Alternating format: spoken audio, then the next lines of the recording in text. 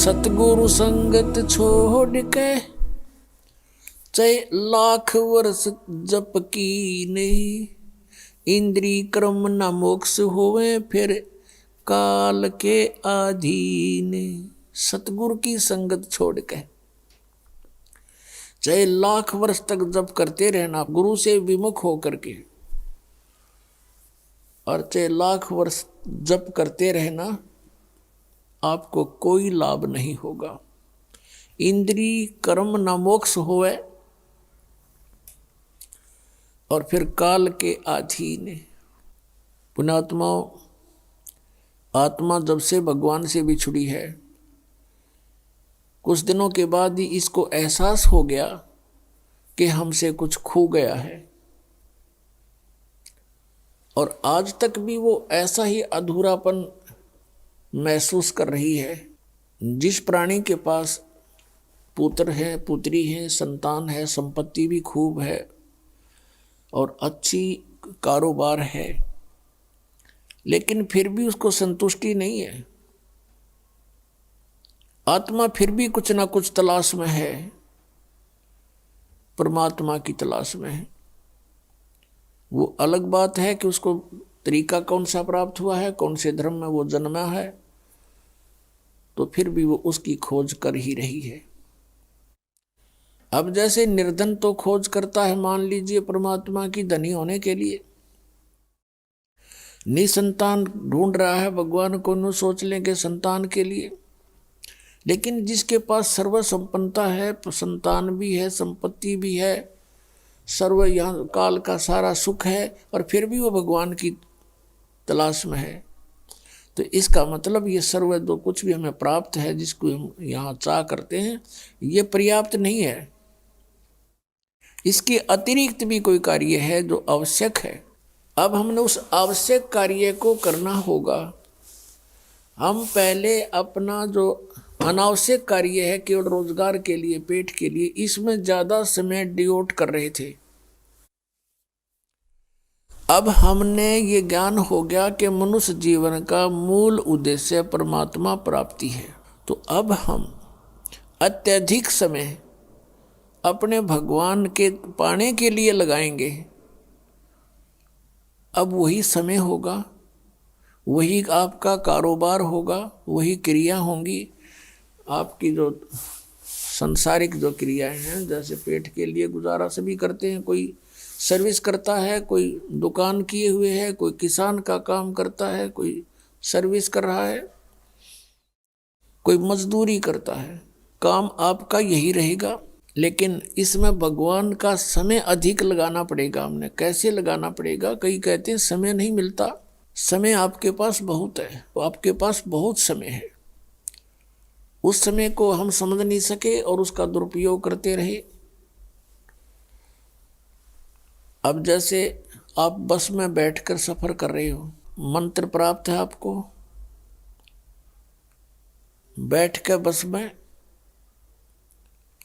और अपना सुमन शुरू कर दे, इधर उधर झांकिया में देखा नहीं, साथी ते बात घनी करे नहीं, और अपना मंत्र करता रहे, तो वो 2 घंटे आपका समय सदुपयोग हो गया।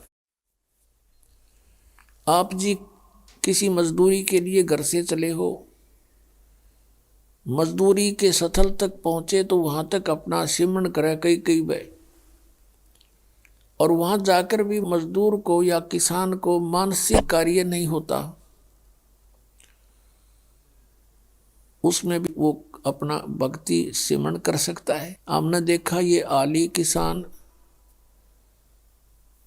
हल के पीछे पीछे कोई रागनी गा रहा है, कोई और बकवास सोच रहा है मन में सारा दिन, तो उसका सदुपयोग कर सकते हैं हम, और भक्ति भी कर सकते हैं। क्योंकि किसी भी सदग्रंथ को उठाकर आप देखिएगा, या किसी भी महापुरुष का अनुभव आप पढ़िएगा, उन्होंने वही कार्य किया है जो संसार के आम व्यक्ति कार्य करते हैं, और उन्हीं में परमात्मा को पाया है। उसी काम में सिमरण भी किया है, हठ योग नहीं किया किसी ने।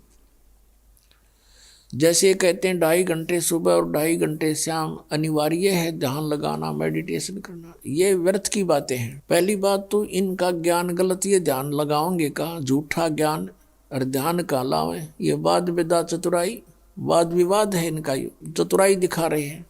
और बात रही हठ योग की, किसी भी संत महापुरुष ने हठ योग नहीं किया और किसी भी सदग्रंथ में प्रमाण नहीं कि तू बैठ कर कति एक जगह बैठ कर भक्ति कर ले।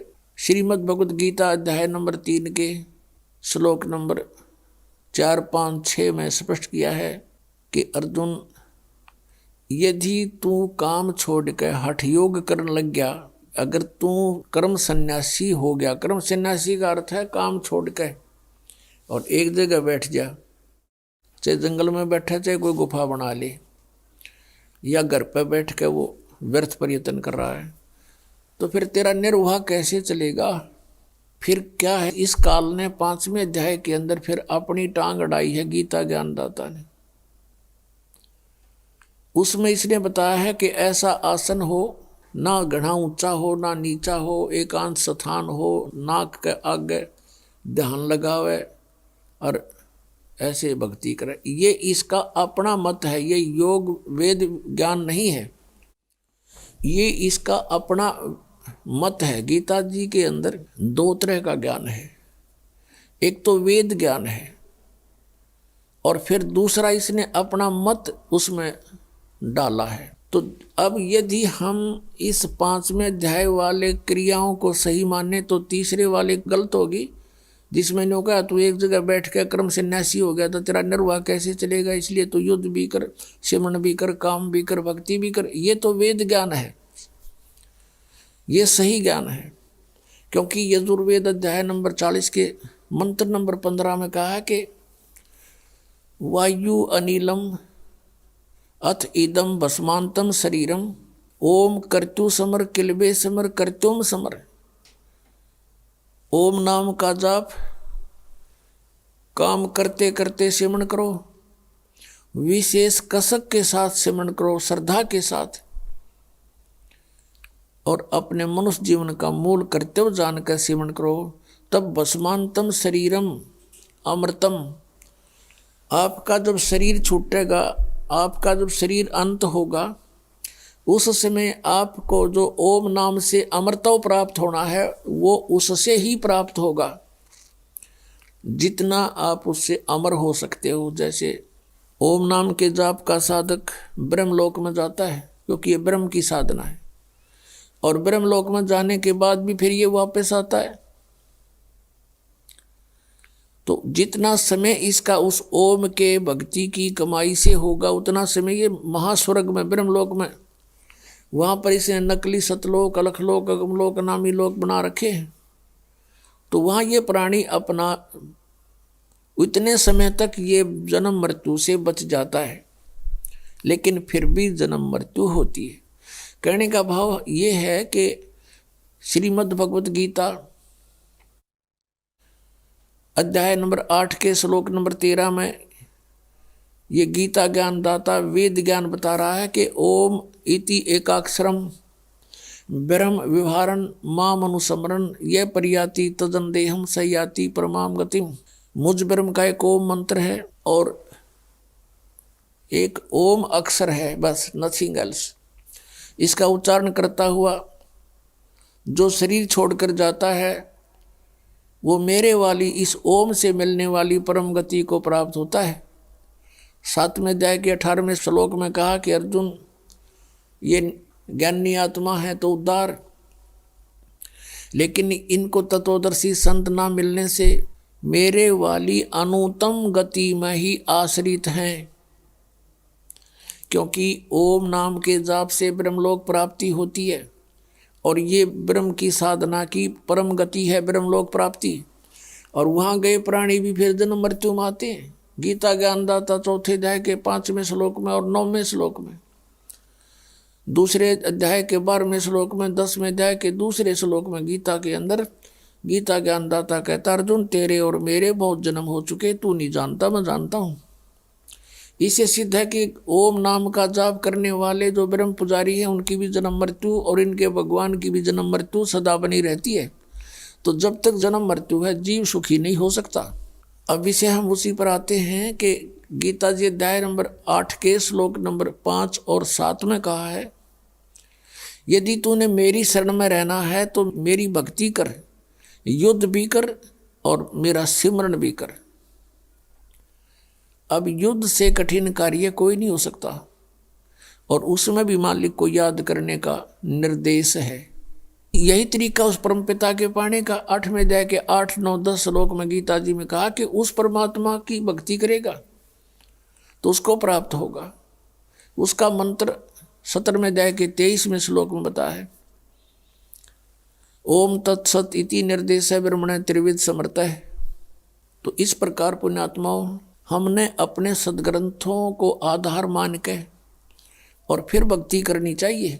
वैसे धूल में लठ लगाने से कोई फायदा नहीं। अंधाधुंध कितना कुछ कर रहा है, कोई कुछ कर रहा है, धुंध डूंडा ठा रहे हैं, कोई तप कर रहा है, कोई व्रत रख रहा है, तो ये कई प्रमाण है इन साधनाओं से किसी को कोई प्राप्ति हुई।